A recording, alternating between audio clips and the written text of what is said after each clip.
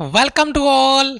स्वागत आप सभी का आरएस सर यूट्यूब चैनल पे। और हम आ चुके हैं एक जबरदस्त वीडियो पे, और ये वीडियो होने वाला है पेपर लेवल को लेकर। जैसा कि प्रीवियस ईयर आपके जो पेपर थे 2020-21 के पेपर की बात करें, और अभी जो आपका पेपर करंट जो पेपर है, जो अभी अभी बच्चे पेपर देके निकले हैं, इस पेपर को एनालिसिस करके बच्चे के दिमाग में एक ही सवाल बन रहा है कि पेपर का लेवल इजी था, मीडियम था या हार्ड था।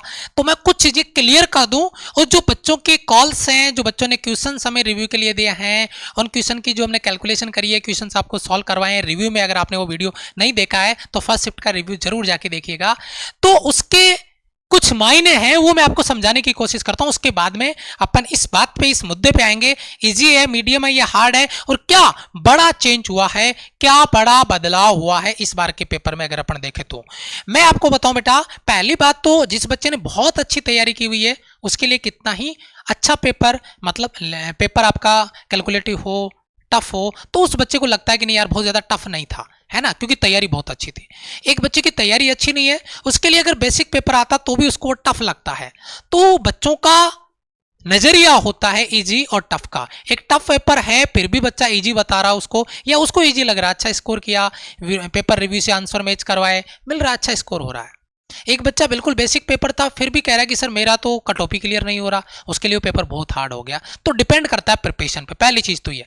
लेकिन जब वो क्वेश्चंस हमारे सामने होते हैं तो एक एजुकेटर के नजरिए से अगर अपन देखें तो वो क्लियर कट मैसेज सामने होता है कि लास्ट ईयर जब हमने रिव्यू दिया था तो क्या क्वेश्चनों का लेवल था, कैसे क्वेश्चन थे, और इस बार के क्या क्वेश्चन थे, क्या उसका लेवल रहा, कैसे क्वेश्चनों को चेंज किया गया। तो उस बेसिस पे हम पेपर के लेवल का एनालिसिस करने वाले हैं। पहली चीज मैं आपको क्लियर करूं, इस बार का चाहे आप फिजिक्स का पेपर ले लो चाहे मैथ्स का पेपर ले लो। अगर पहले मैं फिजिक्स के पेपर की बात करूं तो फिजिक्स के पेपर में जो क्वेश्चंस थे, देखो राइट और रॉन्ग स्टेटमेंट वाले जो क्वेश्चन थे, बड़ा गजब लैंग्वेज का सवाल था। मतलब 4 ऑप्शन अगर आपको ये कहें कि याद करके वापस से बोल के बताओ तो आप चारों ऑप्शन नहीं बोल सकते, इस तरीके की लैंग्वेज गोल गोल घुमाई गई थी। आपके गॉसेस लॉ से जो क्वेश्चन था उसका लैंग्वेज बड़ा टिपिकल लेवल पे घुमाया गया था, ठीक है। अगर मैं न्यूमेरिकल की बात करूं, 2 न्यूमेरिकल बच्चों ने मुझे बताएं, अब एग्जैक्ट कितने न्यूमेरिकल थे उसका तो मुझे आइडिया नहीं है, तो जो बच्चा पेपर देके आया वो नीचे कमेंट कर सकता है।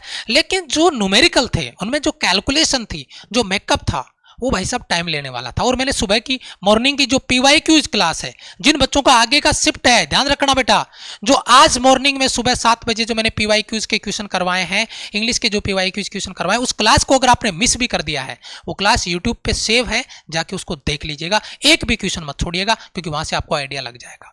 तो जो कंक्लूजन निकलता है मैथ्स के पेपर में, देखो पेपर को आप बहुत बहुत इजी नहीं कह सकते, और आप पेपर को बहुत हार्ड नहीं कह सकते, मीडियम बोल सकते हैं। उसका एक रीजन है, वो ये क्योंकि जो सवाल थे, जो भी सवाल थे वो डायरेक्ट नहीं थे।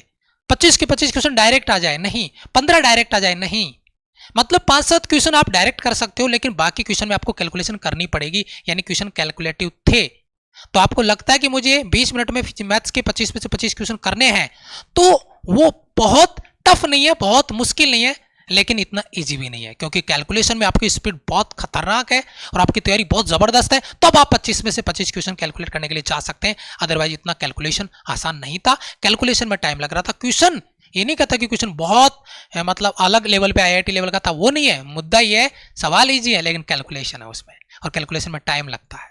तो इस बार के जो पेपर में हमने बदलाव देखे 2020-21 के पेपर में, चाहे वो फिजिक्स हो चाहे मैथ्स हो, अगर मैं कैलकुलेशन के नजरिए से बात करूं तो पिछले वाले पेपर की तुलना में इस बार के पेपर में कैलकुलेशन थी, सवाल का मेकअप अच्छा था। तो अपन पेपर को इजी नहीं बोलेंगे, अपन पेपर को मीडियम लेवल मान के चलेंगे। लेकिन यह कह सकते हैं कि आप सोचो कि बेसिक पेपर आ जाएगा तो बहुत आगे चला जाएगा, नहीं, बेसिक पेपर नहीं है। पेपर में बहुत अच्छे अच्छे क्वेश्चन भी इंप्लीमेंट किए गए हैं, चाहे मैथ्स हो फिजिक्स हो। अगर मैं इंग्लिश की बात करूं तो इंग्लिश में भी बहुत अच्छे अच्छे क्वेश्चन डालें। मैं नहीं कह रहा कि 20 के 20 क्वेश्चन इजी है, लेकिन जो 5-6 सवाल बच्चों ने बताए, उन सवालों को सोचने पर मजबूर करता है, बच्चे को मजबूर होना पड़ता है उन सवालों पर, कि डायरेक्ट नहीं कर सकता मैं। तो इंग्लिश का पेपर भी मीडियम लेवल पर रखते हैं। वाई ग्रुप की बात करते हैं तो वाई ग्रुप में आपका रीजनिंग मतलब काफी, ये कह सकते हैं कि इजी लेवल पे अपन लेके जा सकते हैं। रीजनिंग बहुत ज्यादा टफ नहीं था, लेकिन आपका जो मैथ्स है ना, और जीके के सवाल मतलब अपन मीडियम लेवल पे लेके चल सकते हैं।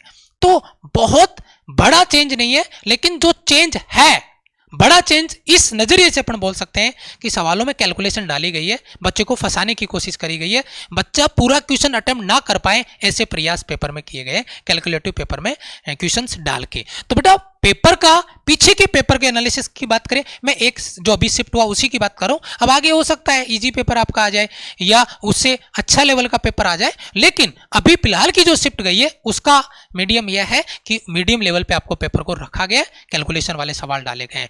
अब आगे की शिफ्ट वाले जो बच्चे हैं वो जो तैयारी करना चाह रहे हैं, जैसे मैंने कहा आज के पीवाईक्यूज मैंने डाले हैं, अभी मैथ्स की क्लास आपकी ऑलरेडी ऑन गोइंग है। जो पहले शिफ्ट में आए क्वेश्चन थे उनके बेस्ट पे, उनके बेसिस पे आगे आने वाले डेज में जो एग्जाम है उनके लिए तो हमने क्या कर रखा है, जैसे जैसे आपका पेपर का लेवल रखा जा रहा है उसके बेस पे हमने क्या करें, अपने आप को इंप्लीमेंट किया है, अपने आप को यहां पे अप्लाई किया है। जैसे सुबह 7 बजे हमने क्लास लगा दी आपकी, सुबह 7 बजे पीवाईक्यूज की। अब ये जो पीछे की शिफ्ट में आ रहे हैं 2020-21 में क्वेश्चन पूछे गए थे, उनकी क्लास सुबह 7 बजे मैं डेली लेके आऊंगा। आज भी हुई थी, नहीं देखी देख लेना। उसी क्लास को साथ में इंग्लिश वाले सर आ जाएंगे, उसी क्लास को कंटिन्यू करेंगे और इंग्लिश वाले सर जो इंपॉर्टेंट एक्सपेक्टेड क्वेश्चन है पीवाईक्यूज के साथ में नए इंपॉर्टेंट क्वेश्चन है, तो ये सुबह 7 बजे से लेकर आपकी 10:30 बजे तक क्लास चलेगी, 3.5 घंटा फिजिक्स और मैथ्स की कॉमन क्लास, सॉरी फिजिक्स और इंग्लिश की कॉमन क्लास चलेगी। ये आपकी जो अभी एग्जाम चल रही है, जो लेवल आ रहा है उस पे बेस्ट क्वेश्चन होंगे और इससे बढ़िया तैयारी आपकी नहीं हो सकती।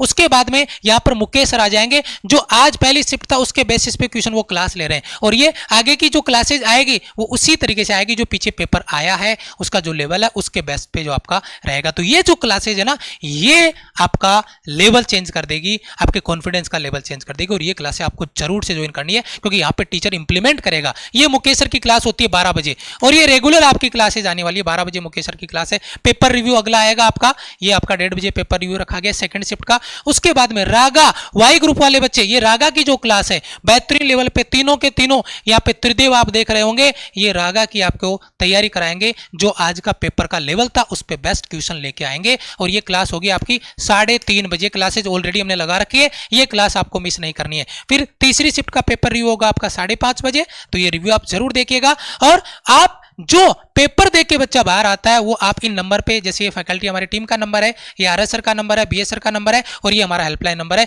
यहाँ पर आप पेपर रिव्यू के लिए क्वेश्चंस वॉइस मैसेज में व्हाट्सअप कर सकते हैं और वही बच्चा क्वेश्चंस व्हाट्सअप करे, मैसेज करें जिसने पेपर दे के बाहर आया है, क्योंकि वो दोस्त को बताता है, दोस्त यहाँ बताता तो मिसकम्युनिकेशन हो जाता है और सवाल का लैंग्वेज बदल जाता है तो आंसर बदल जाता है, तो वहां दिक्कत हो जाती है। बड़ा उम्मीद करता हूं कि आपका जो पेपर लेवल को लेकर जो डाउट था वो क्लियर हो गया होगा। मिलते हैं आपसे अगले वीडियो में, तब तक के लिए जय हिंद, वंदे मातरम।